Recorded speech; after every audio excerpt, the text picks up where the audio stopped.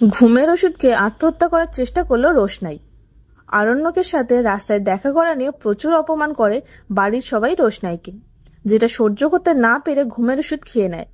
কিন্তু কি নির্লজ্জ পরিবার দেখুন, রোশনাইয়ের এরকম অবস্থা দেখেও ডাক্তার ডাকার বা হাসপাতাল নিয়ে যাওয়ার পরিবর্তে তারা রোশনাইকেই তো গলমন্দ করছেই।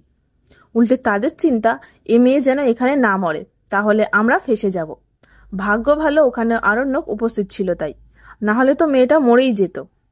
আর সত্যি বলতে কি, লেখক ও পরিচালকে কোটি কোটি প্রণাম।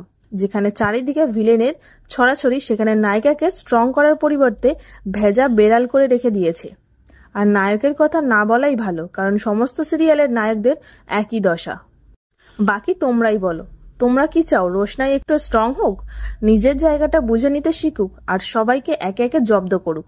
তাহলে অবশ্যই বেশি বেশি করে লাইক ও কমেন্ট করো, আর হ্যাঁ, সাথে শেয়ার অবশ্যই করো, যাতে এটা রোশনাইয়ের প্রোডাকশন টিম দেখতে পায়। এরকম সমস্ত আপডেট সবার আগে পেতে অবশ্যই আমাদের চ্যানেলটি সাবস্ক্রাইব করে নিও।